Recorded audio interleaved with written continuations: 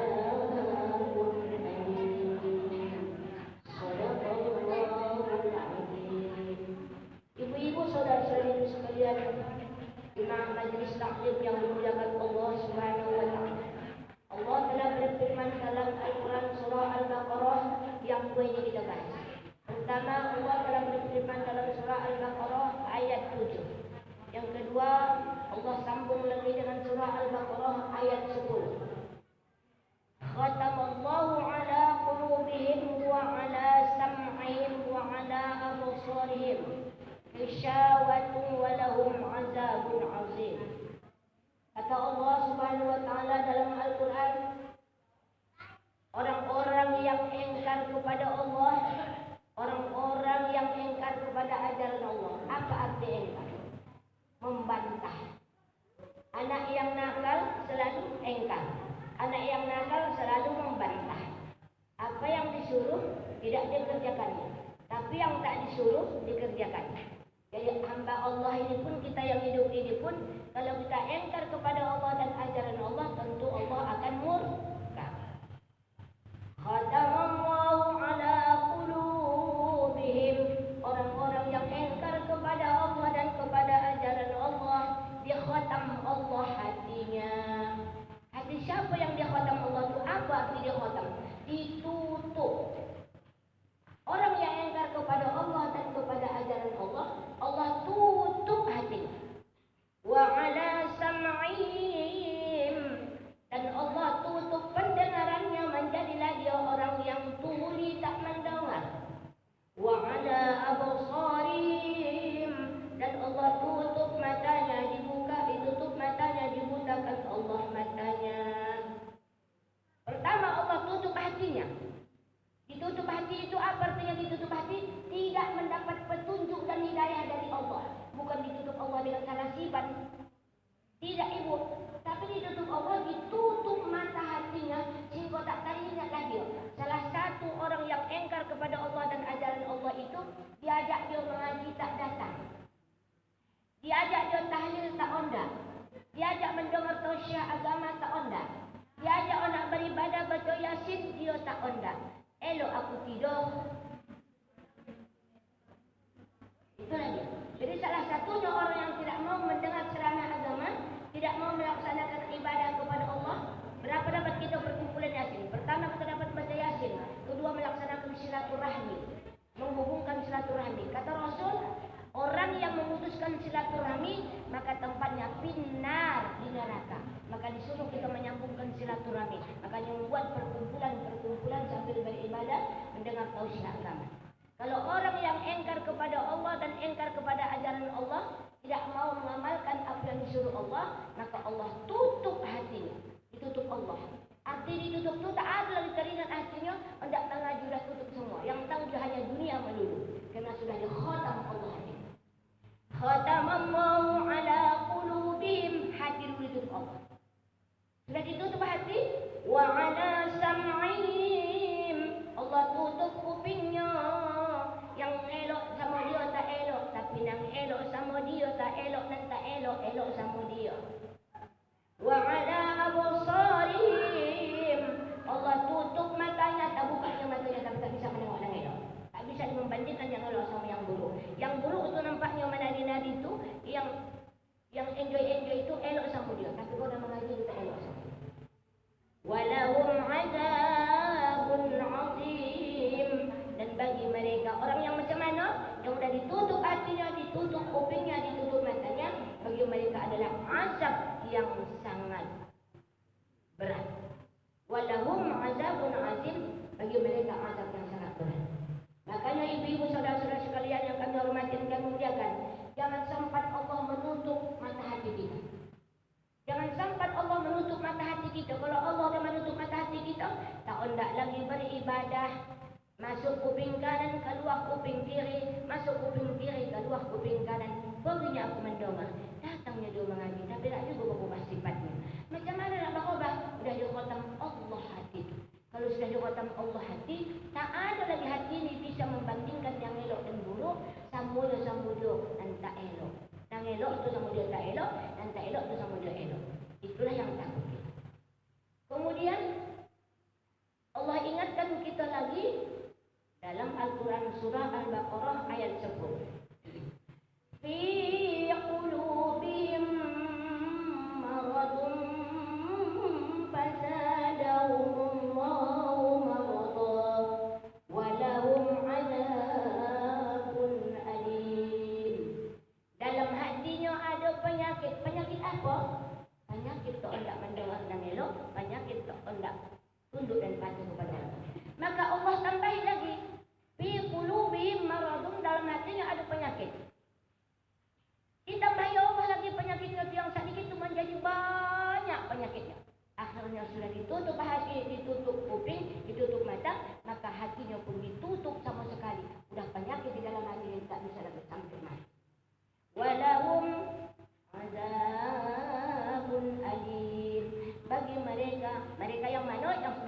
setengah tadi yang sudah penyakit dalam hatinya, azab yang sangat pedih. Kapan dapat azab yang pedih?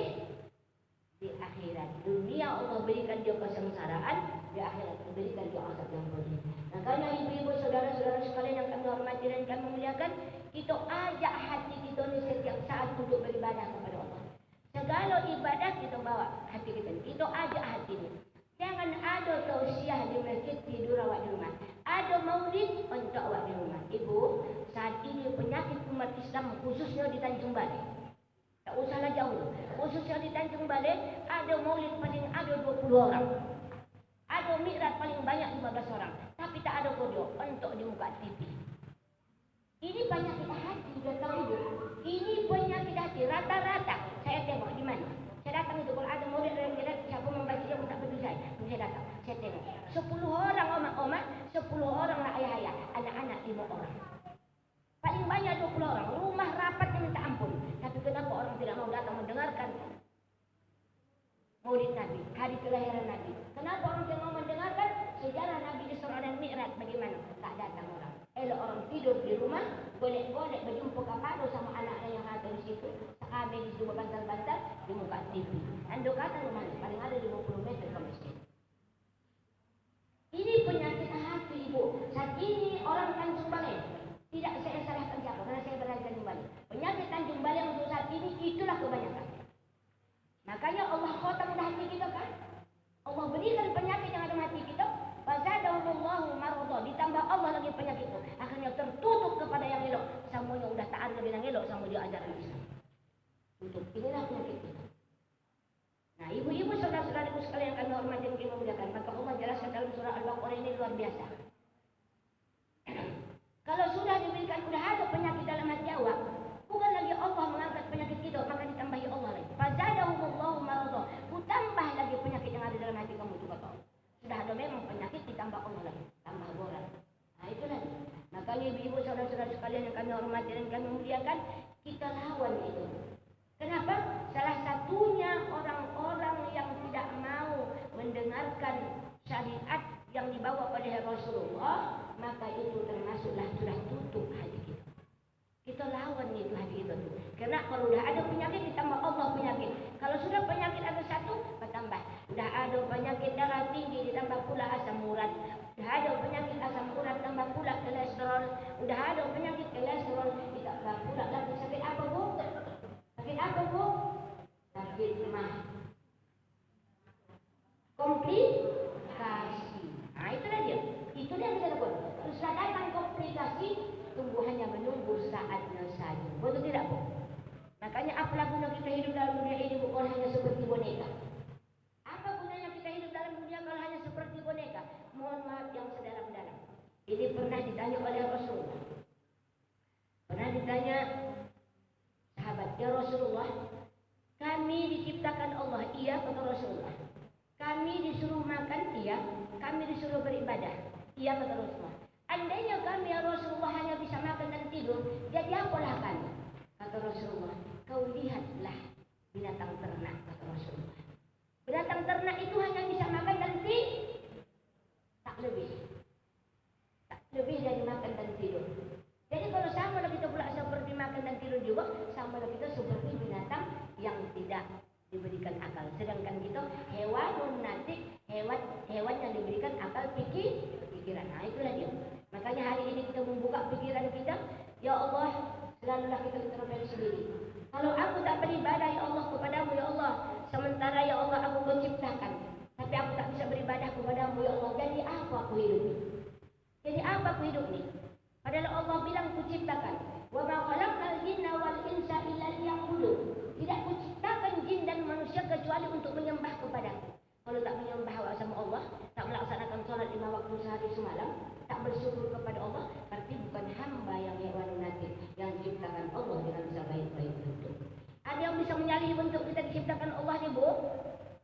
Ada bu yang bisa kita menyalahi bentuk yang diciptakan Allah ni? Tak ada, tak bisa kita salahi. Cukup lengkap semua. Semuanya cantik dibuat Allah Ta'ala. Lubang hidung 2, kalau satu lubang hidung payah bernapas, sedangkan yang 2 penuh sosak. Betul tidak? Nah, kalau kepada Allah Ta'ala lubang hidung ke atas penuh dengan air, tambah sosak lagi, mogam.